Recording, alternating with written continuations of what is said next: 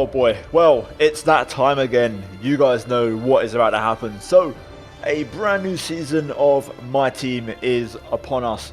Season number 5, which is insane. I can't believe I'm saying that, but here we are, and I'm very excited. Now, first of all, if you haven't seen the Season 4 finale, the battle for the championship between myself and Max Verstappen, then go check out the previous episode, link up in the top right. Now then, if you guys are excited for a new season and you have seen the last episode and you're kind of spoiler free, then leave a like, subscribe for more as I do daily F1 content, and we've got one more season of My Team to get through at least for now. And the first thing we're going to do is renegotiate our contract with Robert Schwartzman, and I've decided to not stick with him. I feel like his performances in the second half of the season weren't good enough, and it cost us the Constructors' Championship. So it's time to call up a friend, and by friend I mean 91 race wins, 68 pole positions, the man himself, my hero, the GOAT, Michael Schumacher. But as we approach him, he declines. He does not want to sign for the team, and straight away I was panicking. So we tried again for a second time. This time we're going to go again for the low risk offer, $14 million. But again, he declines. And I'm having flashbacks. Are we going to have to drive with Aaron Barnes as our teammate again in Season 5? Because we're running out of time here. This is probably the last chance we're going to get. Now I thought to myself, he's rejected the low risk twice. Let's try medium risk and see what happens. Maybe I can trick the game into doing something different. And surprise, surprise, Michael Schumacher has signed the contract, and look at those stats: 100 rating, 98 experience, 93 racecraft, 92 awareness, 96 pace, and 78 focus. And very happy. It's a big moment, very big moment in the My Team history, and I cannot wait to have Michael alongside. Now, with the teammate situation sorted out, we have some work to do. And by work, I mean some upgrade work. Now, I went ahead and spent the remaining R&D points that I have. We've already protected the entirety of the aerodynamics. And I'm going to try and protect as much as I can between the chassis and the engine. But realistically, I do wish I'd maybe not bought every last bit of the aero and probably spread it a bit more equally. Having said that, it is what it is. I thought I would have had enough R&D points to cover everything, but clearly not. And it's going to mean that, you can see here, we're going to spend the last couple of points that we have on some engine ones to try and protect as much as we can.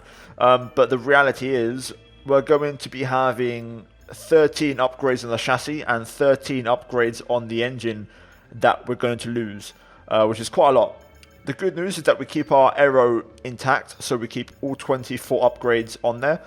But the chassis and the engine are going to take a hit. So, yeah, not exactly perfect, but you know what?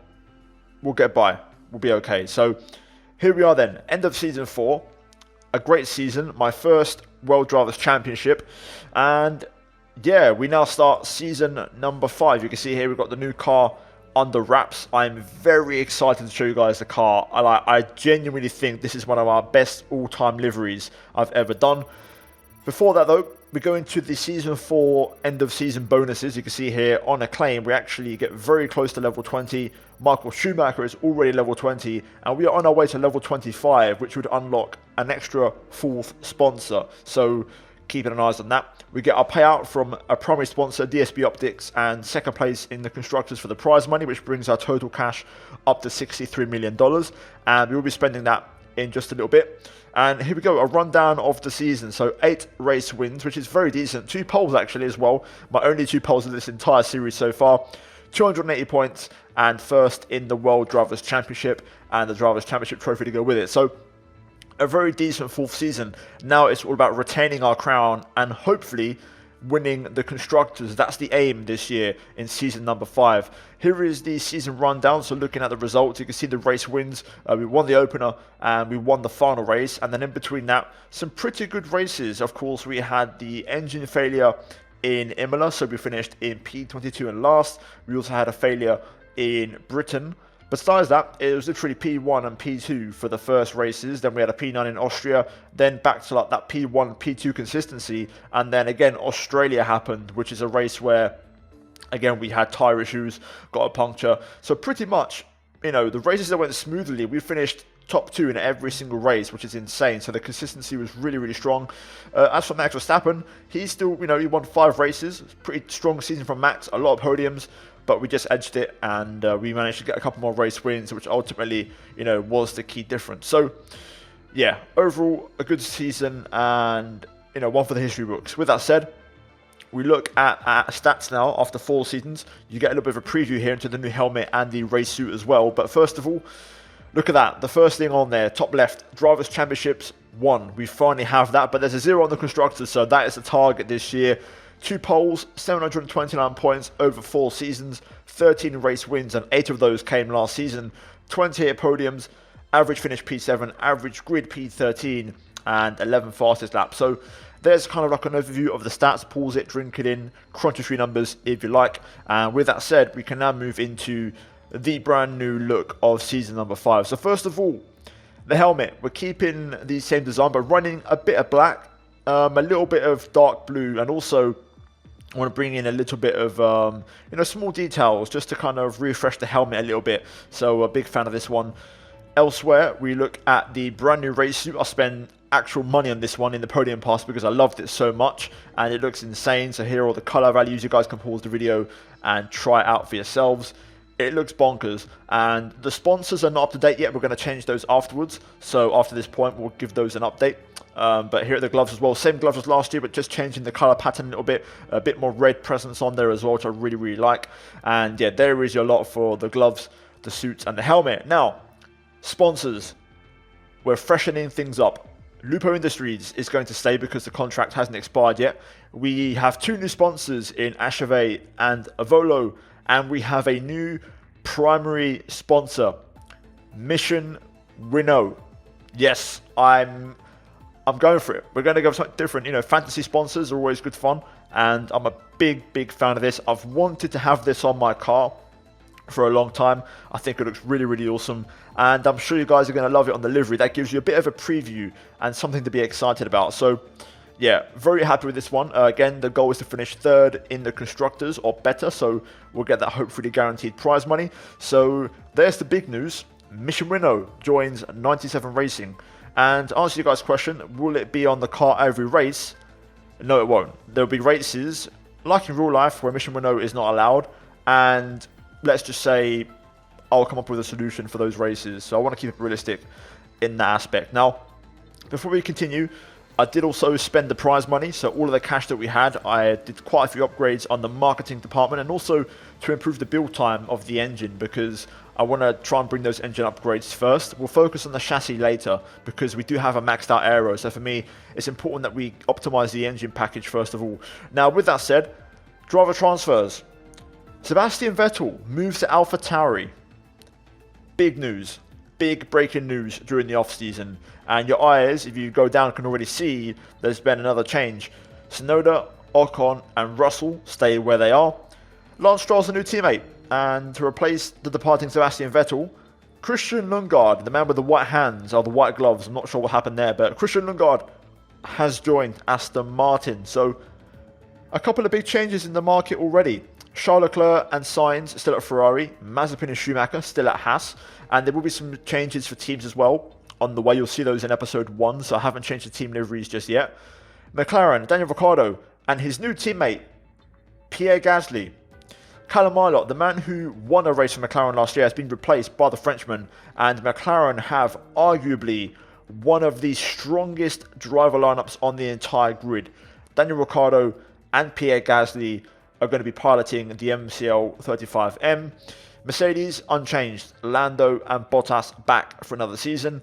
Red Bull also unchanged with Verstappen and Sergio Perez, and finally Williams is going to be Nicholas Latifi and Lundgaard replaced by Callum Ilott. So a few decent changes in the market, a bit of a shake-up, which I'm very happy about, and a new challenge in the form of McLaren. But anyway, the moment you've been waiting for. You've seen the title sponsor, you've seen the new teammate, the new suits, the threads and all that stuff, but it's now time for the new set of wheels and the new ride.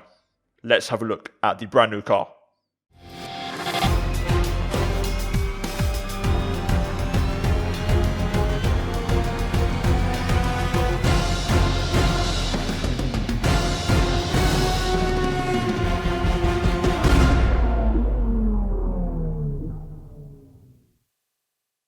She is a work of art. I am very, very happy to present the new car to you guys for Season 5 of my team.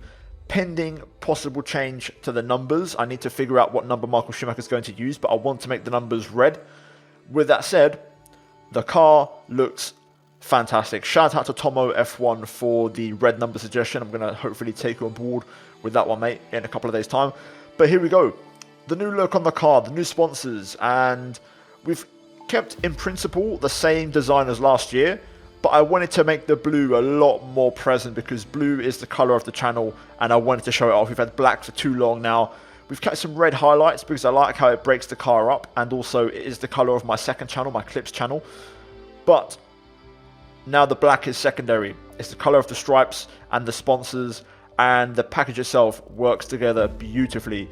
All the logos in the car fit and work really well, and the Mission Renault, I think, is a fantastic fit for this car. So very, very happy about this. I want your feedback in the comments down below, your rating out of 10 if possible. So just give me a comment of 0 to 10 rating, what you would give my car. And if you see someone else beat you to it, then feel free to thumbs up the other person's comment, and let's see what the common rating is amongst all of you in the comment section down below. But anyway, there she is, an absolute work of art. Now then, with the car out of the way, we are ready for race number 1 at Bahrain. The calendar is as follows. You can see on screen 16 races and a very, very exciting season.